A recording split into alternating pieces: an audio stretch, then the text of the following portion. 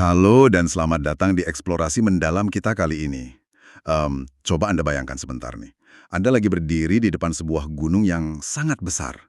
Tapi, ini bukan gunung dari batu atau tanah. Mm-mm, pasti bukan yang biasa kita lihat ya. Benar banget. Ini adalah tumpukan 1,4 miliar piring berisi makanan utuh yang ya ujung-ujungnya disapu langsung ke dalam tempat sampah. Dan yang bikin merinding, ini tuh bukan fiksi loh.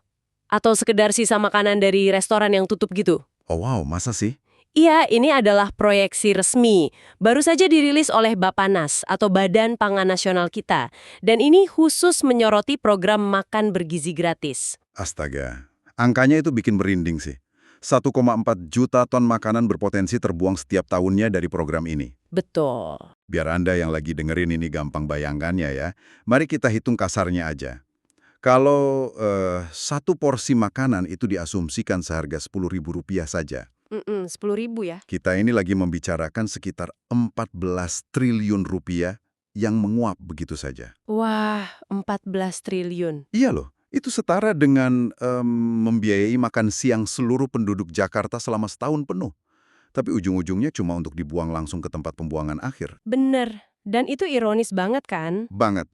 Pertanyaannya nih, bagaimana sebuah program bisa punya potensi kebocoran sebesar ini sebelum makanannya bahkan benar-benar disajikan? Nah, ini dia. Karena kita itu sering lupa ya, memberi makan jutaan orang setiap hari secara serentak. Itu bukan sekedar urusan masak di dapur. Terus urusan apa dong? Ini tuh udah kayak operasi logistik level militer loh. Angka 14 triliun ini muncul bukan karena ada oknum yang sengaja buang makanan dari truk ke jurang gitu. Oh, jadi bukan disengaja ya? Bukan.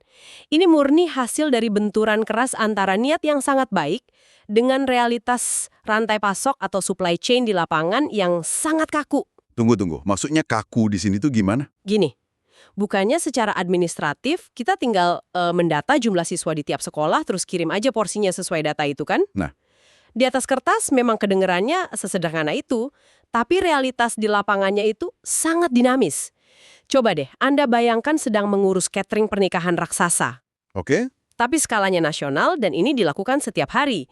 Anda sudah masak masal nih untuk 500 anak di satu sekolah dari pagi-pagi buta.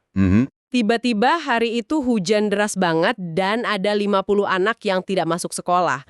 Makanannya kan udah mateng. Oh iya ya? Dan sengaja nggak pakai pengawet karena harus padat gizi. Otomatis itu dilarang keras untuk disimpan buat besok kan? Saya paham sekarang. Jadi sisa 50 porsi itu otomatis menjadi sampah pada hari itu juga. Betul sekali. Lalu kita tinggal kalikan saja skenario itu dengan puluhan ribu sekolah di seluruh Indonesia setiap harinya. Wah, pantas angkanya jadi raksasa. Persis. Dan ingat loh, itu baru dari sisi akurasi data kehadiran harian. Kita belum ngomongin kerumitan rantai pasoknya sendiri. Memangnya ada masalah apa lagi di pengiriman? Bahan baku segar kayak sayur atau daging itu kan punya shelf life atau masa simpan yang pendek banget ya. Nah, kalau truk pengirimannya terjebak macet berjam-jam atau akses jalan desanya rusak parah, kualitas bahan ini bakal menurun drastis saat tiba di dapur umum. Jadi keburu layu atau busuk ya? Benar. Akhirnya bahan tersebut tidak memenuhi standar keamanan pangan. Ya, terpaksa harus dibuang sebelum sempat dimasak sama sekali. Sayang banget ya ampun. Tapi ya, selain masalah logistik tadi, saya sempat baca laporan Bappenas itu juga menyoroti soal pola konsumsi. Iya betul, ada itu juga. Berarti ada masalah juga pas makanannya udah berhasil disajikan di atas meja anak-anak dong. Nah, ini faktor yang paling sering diabaikan sih. Menu bergizi yang dirancang seragam sama ahli gizi di pusat, itu belum tentu cocok dengan lidah lokal anak-anak di daerah. Oh, selera ya? Betul, kalau menunya didominasi sayur rebus demi memenuhi takaran kalori dan vitamin, tapi anak-anak di daerah situ terbiasanya makan makanan berbumbu kuat. Saya bisa nebak ujungnya. Makanannya cuma bakal dicicipi sedikit terus dibuang deh. Standarisasi gizi malah bisa jadi bumerang kalau kita nggak punya fleksibilitas budaya lokal. Jadi kalau kita tarik benang merahnya dari semua ini nih, kalau akurasi data, rantai pasok, dan selera, ini jadi titik kritisnya. Bukankah ini berarti tantangan sebenarnya dari program ini justru bukan pada makanannya itu sendiri? Ini murni krisis administratif dan logistik kita. 100% benar, itu titik butanya. Program sosial raksasa itu seringkali berasumsi kalau distribusi bakal mulus-mulus aja setelah anggarannya turun. Padahal nyatanya berdarah-darah di lapangan ya. Banget! Tanpa sistem pelacakan data real-time yang bisa beradaptasi tiap hari, program ini rentan menciptakan inefisiensi masif. Makanya banyak pihak sekarang yang mendorong transparansi penuh ya. Betul.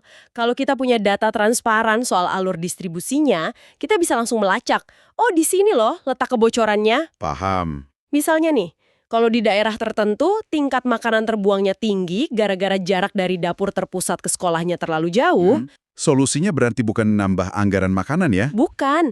Solusinya yang mendesentralisasi dapurnya, bikin dapur yang lebih dekat. Oke, jadi mengeksekusi program dengan skala masif seperti ini, ya jelas menuntut jauh lebih dari sekedar resep masakan yang sehat. Bener banget. Tanpa eksekusi logistik yang ketat dan data presisi, kita cuma mindahin masalah. Dari masalah kurang gizi, berubah jadi masalah pemborosan belasan triliun rupiah ya. Dan pastinya kita harus memastikan gunung makanan sisa yang diproyeksikan tadi tidak pernah benar-benar terwujud. Betul sekali. Nah, sebelum kita menyelesaikan eksplorasi hari ini, ada satu pemikiran provokatif nih untuk Anda renungkan. Apa tuh? Jika sebuah program terstruktur berskala nasional yang dirancang oleh banyak ahli saja, bisa begitu kewalahan mengelola rantai pasok sampai berpotensi membuang jutaan ton makanan, apa yang sebenarnya hal ini ajarkan tentang bagaimana kita mengelola pola belanja dan sisa makanan di dapur rumah kita setiap harinya? Wah, itu pertanyaan yang bagus banget. Iya, Kak. Mungkin tanpa sadar, lewat kebiasaan belanja yang impulsif atau stok sayuran yang sering kita biarkan layu di pojok kulkas, kita juga sedang membangun gunung sisa makanan kita sendiri. Terima kasih sudah mendengarkan.